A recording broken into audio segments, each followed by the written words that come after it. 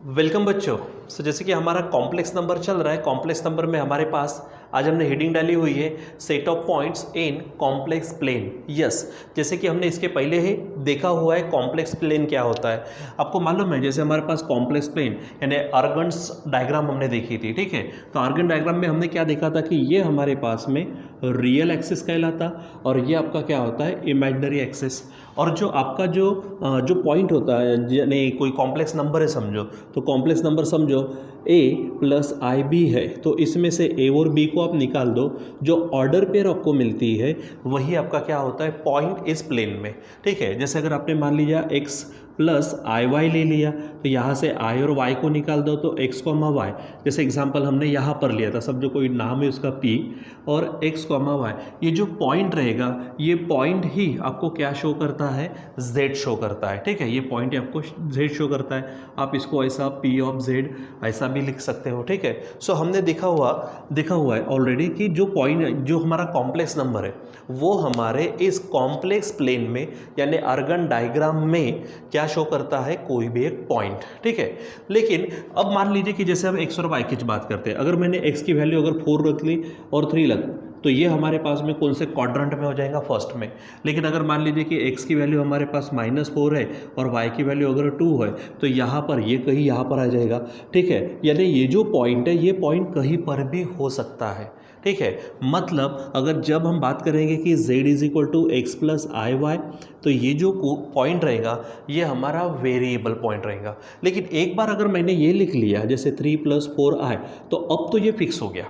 अब ये 3 और 4 जहाँ पर प्लॉट होंगे वहीं पर हमारा ये पॉइंट होगा, वही हमारा z होगा। यानी फिक्स्ड पॉइंट कब होगा, जब हमें उनका जो x और y जो है वो हमको मालूम रहेगा, यानी कोऑर्डिनेट्स हमको मालूम रहेंगे, या फिर ये कहेंगे जो रियल पार्ट है और जो इमेजिनरी पार्ट है, अगर ये हमको मालूम हो गया तो वो पॉइंट फिक्स हो जाएगा। और जनरल हमने ऐसा अगर लिखा या फिर ऐसा लिखा तो वो वेरिएबल हो जाएगा, ठीक है। सो इसी के चलते हमारे पास लेट, तो अगर हमारे पास है z is equal to x plus i y है, ठीक है, which represent point x comma y, ठीक है। यानी क्या है, ये कोई वेरिएबल पॉइंट हो गया आपका, ये क्या हो गया, वेरिएबल पॉइंट। लेकिन किस में, इन कॉम्प्लेक्स प्लेन, ठीक है, इन कॉम्प्लेक्स प्लेन, ठीक है। तो कॉम्प्लेक्स प्लेन में, अब कॉम्प्लेक्स प्लेन का मतलब आर्गन डायग्राम, ठीक है।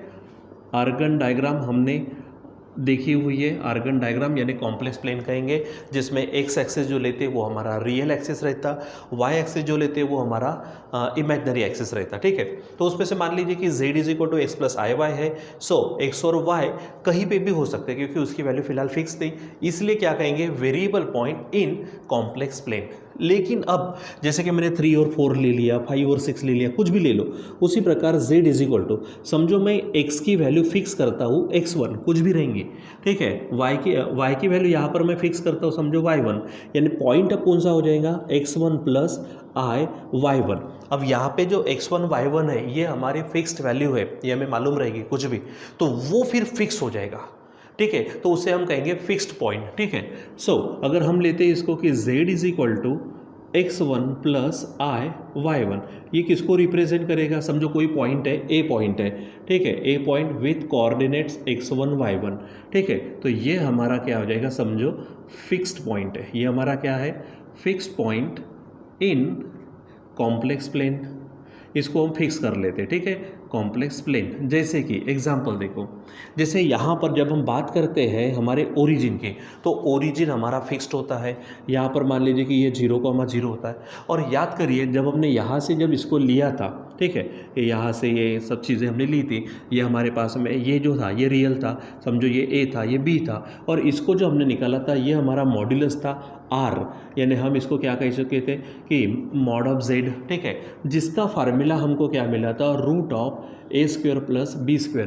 लेकिन इसकी थोड़ी सी अगर हम बात करते अभी थोड़ी देर में, तो देखो हमने 9th और 10th क्लास में हमारे कोऑर्डिनेट ज्योमेट्री में एक डिस्टेंस फार्मूला देखा हुआ था, याद करिए। जैसे मैं इसको नाम दे देता हूँ o, तो OP डिस्टेंस है, तो OP डिस्टेंस फार्मूला क्या था, पहले तो वो सुनो आप, क्या था वो, yes, x2 - x1 whole square plus y2 - y1 whole square, ये था। अब यहाँ पर ये जो है इसी को मैं x2 y2 कह लेता हूँ, ये क्या है x2 y2 समझो, ठीक है। तो यहाँ पर जो भी चीज़ें होंगी, ठीक है, तो मान लीजिए कि जैसे x2 का मतलब ये जो रहेगा, ठीक है, 2 मिनट के लिए अब इसके मैं कोऑर्डिनेट डाल देता। तो जैसे ये है तो ये a होगा, यहाँ से ये जो है ये b होगा, ठीक है। उसके बाद इसके कोऑर्डिनेट ये हो जाएंगे हमारे x1 y1 फिक्स्ड, ठीक है।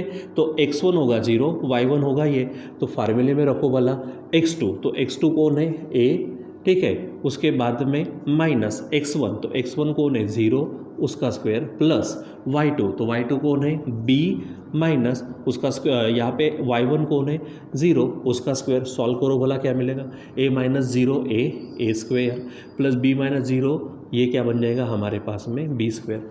यानी हमने यहाँ पर जो मॉड्यूलस निकाला था, ये जो आया था असल में डिस्टेंस फार्मूला भी यूज़ किया हुआ है, लेकिन हमको वो डायरेक्ट इसलिए ए स्क्वायर प्लस बी स्क्वायर मिला क्योंकि इसका जो पहला पॉइंट था यहाँ पे ओरिजिन हमारा फिक्स था।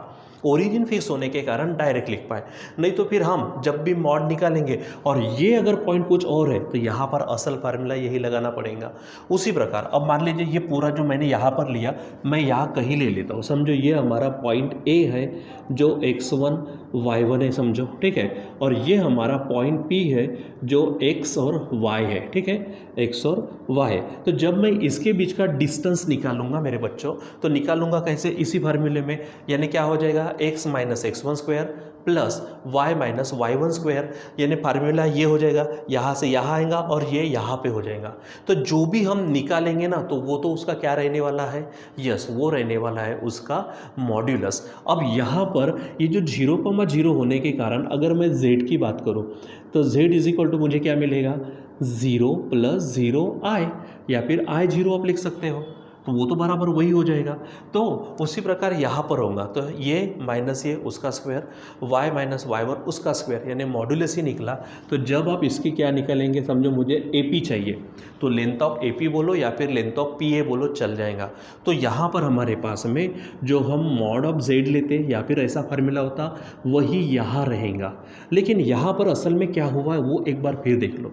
यहाँ पर जब अपने OP लिया तो P पॉइंट का क्या था, P पॉइंट का ये था, ठीक है।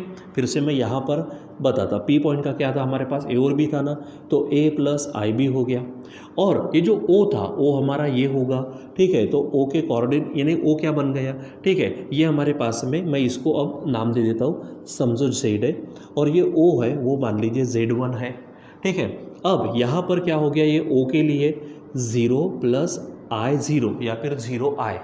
अब जब क्या करेंगे हम यहाँ पे जब हमने सॉल्व किया तो ये मिला ना a square plus b square, तो हमने जब मॉड्यूलस निकाला तो मॉड्यूलस असल में यहाँ सिर्फ क्या बताया हमने, यहाँ पे सिर्फ z बताया। वो इसलिए क्योंकि असल में होना क्या चाहिए था, z माइनस z1, क्या होना चाहिए था, z माइनस z1 ऐसा होना चाहिए था। अब z1 ना, तो z1 की अगर मैं बात करता हूँ तो z1 में दोनों नंबर्स क्या है 0, तो असल में ये जो z1 है ये 0 हो जाएगा। तो z में से z1 यानी 0 गया तो आखिर में क्या आएगा, z आएगा, ठीक है। लेकिन असल फार्मूला तो ये बनेगा ना z माइनस z1। तो यहाँ पर जब मैं लेंथ ऑफ AP कहूँगा, यहाँ पर क्या कहेंगे लेंथ ऑफ AP, या फिर मैं सिंपल AP कहूँ तो आपके पास फार्मूला होगा z माइनस z1, ठीक है, mod of z minus z1। अब क्योंकि लेंथ कहा मैंने, लेंथ या फिर डिस्टेंस निगेटिव नहीं बनता, ठीक है, इसीलिए यहाँ इसको मैंने किस में डाल दिया, मॉड्यूलस में, मॉड में, यानी इसका आंसर चाहे पॉजिटिव है चाहे निगेटिव है, बाहर आने के बाद में क्या हो जाएगा वो फिर से पॉजिटिव।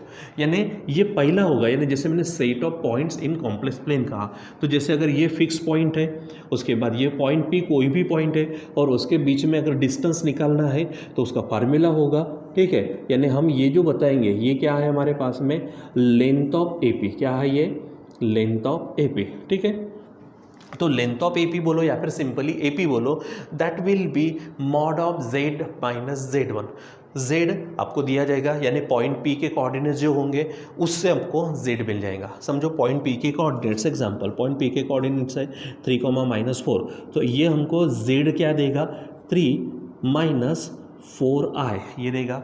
समझो एक Z1 जो है वो समझो ए पॉइंट है हमारे पास में 2,5 एग्जाम्पल कुछ भी ले सकते हैं हम, ठीक है। सो 2 + 5i हो जाएगा और इसको अगर आप सॉल्व करते हैं उसका मॉड्यूलस निकालते तो सिंपल आपको फार्मूला मिल जाएगा। और मॉड्यूलस निकालने का मतलब क्या है कि आपको डिस्टेंस फार्मूला यूज़ करना है, ठीक है। यहाँ पे लिख देता हूँ मैं सिंपल डिस्टेंस फार्मूला। क्या बोलेंगे आप, यहाँ पर आपका लगता है डिस्टेंस फार्मूला, ठीक है। यानी जब भी आपको मान लीजिए कि दो कॉम्प्लेक्स नंबर दिए जाएंगे और उनके बीच में डिस्टेंस निकालना है, उनका मॉड्यूलस निकालना है, तो सिंपल आपको डिस्टेंस फार्मूला यूज़ करना है। और आपको मालूम है डिस्टेंस फार्मूला क्या है, डिस्टेंस फार्मूला क्या है, AP = अब यहाँ पे AP ले लेते हैं तो अंडर रूट में होगा क्या, या तो अब यहाँ पे x और x1 के अनुसार, या फिर आप उसको x1 y1 x2 y2 बोलेंगे तो वहाँ पे भी फार्मूला बनता है x2 - x1 whole square under root में plus y2 - y1 whole square. वो थोड़ा ध्यान में रखना, ठीक है। चलो अब इसी की अगर बात करते हैं, ठीक है, तो यहाँ पे मैं थोड़ा हेडिंग पहले डाल देता हूँ, ठीक है। लेंथ ऑफ AP, ठीक है। यहाँ पे पॉइंट A है, फिक्स है, ये पॉइंट हमारे पास में वेरिएबल पॉइंट है। लेंथ ऑफ AP का मतलब या फिर सिंपल AP का मतलब mod of Z - Z1, simple distance formula use कर देना, ठीक है। दूसरी बात, अगर मान लीजिए कि पॉइंट A को मैं फिर से एक बार क्या कर देता हूँ, फिक्स कर देता हूँ, ठीक है। क्या है ये, x1 y1 है, ठीक है। और कोई पॉइंट ये है, मान लो P है, ठीक है, ये x और y है, P है मतलब ये वेरिएबल है, ये कुछ भी हो सकता। तो ऐसे अगर मैं बहुत सारे पॉइंट उतने ही डिस्टेंस के, सेम डिस्टेंस के अगर बहुत सारे पॉइंट्स अगर मैं ये कंटिन्यू करता हूँ, ठीक है, तो मुझे क्या मिलता है, एक सर्कल टाइप मिल जाएगा, ठीक है। यहाँ पर आप इसको बराबर थोड़ा सा एक सर्कल निकालना अच्छे से आप, और कहीं अच्छे से क्या करना है, इसको सर्कल टाइप आप बताना, ठीक है। अब जब मैं P को जोड़ूंगा A के साथ में, तो आप ही बताओ ये हमारी क्या बनेंगी, ये हमारी बनेंगी रेडियस। यानी अगर पॉइंट A x1 y1 मतलब ये आपका कौन हो जाएगा, Z1 हो जाएगा, ठीक है। P जो x और y है ये आपका कौन हो जाएगा, ये आपका Z हो जाएगा। तो फिर से Z - Z1 आपको क्या देता है, रेडियस ऑफ सर्कल। सर्कल अच्छे से निकालना, ठीक है। तो पॉइंट P कहाँ पर होगा, हमारे सर्कल पर। पॉइंट A क्या होगा, हमारा सेंटर, ठीक है। यानी अगर मान लीजिए कि A, ठीक है, क्या है, x1 y1 है, ठीक है, ये हमारे पास क्या है, सेंटर ऑफ सर्कल। क्या बोलेंगे, सेंटर ऑफ सर्कल। और पॉइंट P कहाँ पर है, x, y, ठीक है, पॉइंट ऑन द सर्कल। क्या कहेंगे हम, पॉइंट ऑन द सर्कल। तो अगर ऐसा है तो ये जो AP होगा मतलब R होगा, ठीक है, ये हमारी रेडियस होंगी। सो क्या बोलेंगे आप, radius of circle, radius of circle आपको अगर निकालना है तो आप उसे बोलेंगे AP, ठीक है। या फिर पहले मैं R लिख लेता हूँ, R = AP, और AP फिर से आपके पास होगी Z - Z1, ठीक है। सो ये आपको फिर से ध्यान में रखना है कि अगर आपको रेडियस निकालनी है तो भी आप इसका इस्तेमाल करेंगे, ठीक है। मतलब ये जो दो पॉइंट्स ले ले, ये हमको सर्कल की रेडियस निकालने में भी काम आ रहा। ये अगर ऐसा लेते तो ये हमको दो पॉइंट के बीच में डिस्टेंस निकालने के भी काम में आ रहा, ठीक है, by using the complex number system, ठीक है। दो कॉम्प्लेक्स नंबर है, उनको क्या कर लो, सबट्रैक्ट, उनके बीच में क्या करो, डिस्टेंस निकालो, मॉड्यूलस निकालो। तो आपको क्या करेगा, दो पॉइंट के बीच में डिस्टेंस, या फिर दो पॉइंट अगर दिए जाते हैं और रेडियस अगर निकालनी है, अगर ए फिक्स्ड पॉइंट है, ओरिजिन बोलो, यहाँ पे सेंटर बोलो, और P कोई भी पॉइंट है तो हम रेडियस भी निकाल सकते हैं, ठीक है। तो ये चीज़ ध्यान में रखना, ठीक। तीसरी बात एक है हमारे पास में, ठीक है, देखो ये रेडियस ऑफ सर्कल के लिए, ये हमारे पास दो पॉइंट के बीच का डिस्टेंस निकालने के लिए, लेंथ निकालने के लिए। एक बात देखो, जैसे अगर मान लीजिए कि हमारे पास में दो फिक्स पॉइंट लेते हैं, अब हम मान लीजिए कि पॉइंट A है, ये फिक्स है, समझो इसके कोऑर्डिनेट्स है x1 y1, ठीक है। दूसरा कोई है हमारे पास में B, इसके ले लेते x2 y2, ठीक है, और कोई, ये दोनों फिक्स पॉइंट हो गए, ठीक है। और हमारा मान लीजिए कि पॉइंट P है जो x y है, ठीक है। यानी ये सिंपल हमारे पास में समझ लो कि ये हमें शो करता है Z, ये हमें शो करता है Z1, ठीक है, और ये हमें शो करता है समझो Z2। और अगर मान लो मैं अब AP निकालता हूँ, मैं क्या निकालता हूँ, AP सपोज, ठीक है। यानी इफ क्या होगा, समझो AP निकाला, जो भी आंसर आएगा, फिर मैं यहाँ से BP निकालता हूँ, यहाँ से क्या निकालता हूँ, BP निकालता हूँ, और दोनों के दोनों डिस्टेंस अगर मान लीजिए सेम आते हैं। अब थोड़ा ज्योमेट्री में चलो, हमारे पास ये AB था, ठीक है। अब मान लीजिए कि यहाँ से कोई भी पॉइंट है, तुम समझो P पॉइंट है, ये अगर मैं इसको और इसको अगर जोड़ दूँ, ये दो अगर सेम है, तो ये पॉइंट ध्यान में रखो, ये पॉइंट हमेशा ही ये जो AB है, AB का जो परपेंडिकुलर बाइसेक्टर होगा उस पर ही रहता है। परपेंडिकुलर बाइसेक्टर थ्योरम है हमारे पास, ठीक है। यानी क्या कि if point A and point B are equidistant from point P, then P lies on the perpendicular bisector of segment AB, ऐसा हो जाएगा। इसका मतलब इस कंसेप्ट से, ठीक है, अगर मैं इसको क्या कर लूँ, अभी अगर जोड़ दूँ, ठीक है, और यहाँ से अगर हम क्या करेंगे, परपेंडिकुलर बाइसेक्टर निकालेंगे, ठीक है, तो ये चीज़ इक्वल इसके हो जाएंगे, लेकिन कब, जब AP is equal to BP होगा, ठीक है। अब AP निकालना है मुझे, AP निकालना मतलब क्या होगा, Z माइनस Z1 का मॉड, यानी क्या बोलेंगे, so mod of Z minus Z1 हो गया, समझो, इज इक्वल टू, अब BP निकालना है तो क्या हो जाएंगे, देखो AP निकालना है तो Z माइनस Z1, BP निकालना है तो Z माइनस Z2, यानी mod of Z minus Z2। अगर ऐसा आ गया तो समझ जाओ कि सो P lies on perpendicular bisector of segment AB, ठीक है। AB के परपेंडिकुलर बाइसेक्टर पर ही रहेगा हमारा पॉइंट P, लेकिन कब, when AP is equal to BP आएगा, मतलब Z माइनस Z1 और Z माइनस Z2 दोनों के मॉडुलस अगर सेम आते हैं तो ये 2-3 पॉइंट हमको ध्यान में रखने हैं। यानी इसे हम सेट ऑफ पॉइंट्स इसलिए नाम दिया क्योंकि देखो इन जैसे पॉइंट को अगर मिला दो तो एक सर्कल मिलता, सेट ऑफ पॉइंट्स है, ठीक है। इन जैसे पॉइंट्स को अगर हम ले लेते, पॉइंट P लिया, पॉइंट A लिया, सेट में लिया, ठीक है, ग्रुप में ले लिया, ठीक है, तो ऐसे पॉइंट अगर यहाँ पर है तो हमको लेंथ ऑफ AP मिलने में यानी मदद मिलेंगी हमको यहाँ पर, ठीक है। कुछ ऐसा है तो रेडियस मिलने में मदद होंगी। और किसी ने कहा कि शो करो कि point P lies on this perpendicular bisector of AB, ठीक है। तो करना क्या है, सिंपल, आपको पॉइंट A, पॉइंट B और पॉइंट P मालूम चाहिए, ठीक है। या फिर आपको तीन कॉम्प्लेक्स नंबर होंगे, एक Z होगा, एक Z1 होगा, एक Z2 होगा। तो करना क्या है, Z माइनस Z1 का मॉड्यूलस, Z माइनस Z2 का मॉड्यूलस, और दोनों अगर इक्वल आ गए तो आप बोलेंगे कि this point lies on the perpendicular bisector of segment AB, ठीक है। तो ये इस तरह से ध्यान में रखो। सो थोड़ा अगर बात करते बच्चों हमारे इस कॉम्प्लेक्स नंबर ये चैप्टर के जैसे 11 का पार्ट है, तो यहाँ पर क्या होता है कि थोड़े पॉइंट वाइज मैं बोलूँगा, पॉइंट वाइज बोलो हर एक पॉइंट, ठीक है, उसमें जो कंसेप्ट होती है वो कंसेप्ट वाइज यहाँ पर हमने चैप्टर कंप्लीट करने की कोशिश की है। लेकिन इसमें हमने जहाँ जहाँ ज़रूरी था वहाँ क्या किए, एक आध दो एग्जाम्पल्स लेकर कंप्लीट किया। कहीं से हमने एक्सरसाइज से प्रॉब्लम्स लिए, कहीं सॉल्व एग्जाम्पल से लिए, कई एक आधे बार आप लोगों ने मुझे पूछे उसके अनुसार हमने एग्जाम्पल्स लिए।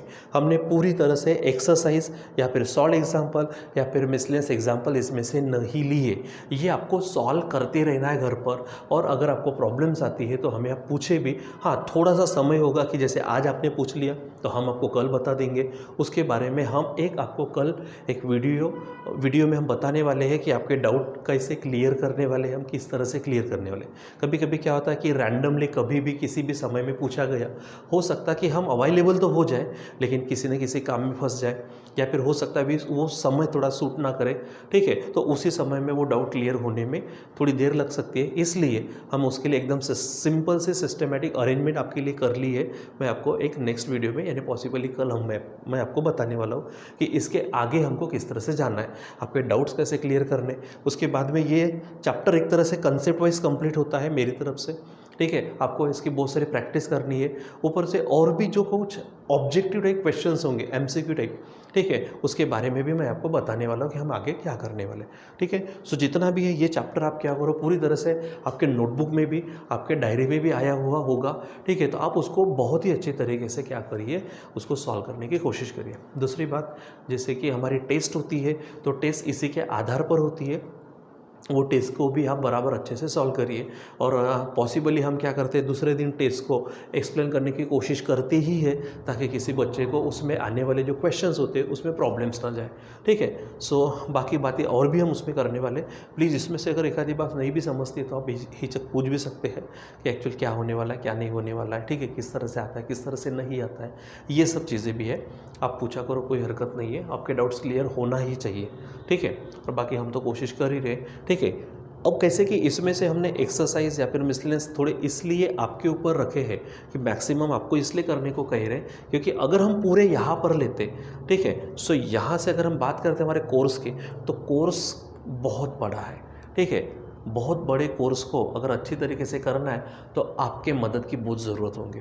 आप करते रहिए, और जहाँ पे भी नहीं आता है वहाँ में पूछिए। मतलब मान लीजिए एग्जाम्पल की 10 प्रॉब्लम है, 10 में से 6 अगर आपने कर लिए और 4 आपको नहीं जमे, तो हमको तो 4 समझाने पड़ेंगे। फिर भी हमारा 6 का टाइमिंग अगर बचता है, दूसरी बात आपकी प्रैक्टिस भी होंगी उसमें। ठीक है, तो और भी इसके बारे में बहुत सारी चीज़ें कहनी है मुझको, तो अभी फ़िलहाल यहाँ पे इस वीडियो में नहीं कहते, क्योंकि बेवजह उसकी लेंथ बढ़ जाएंगी। सेपरेट वीडियो में मैं कल आपसे बात करने वाला हूँ। ठीक है बच्चों, तो आज के लिए बस इतना ही, बाकी का कंटिन्यू करेंगे बाद में। Till then bye.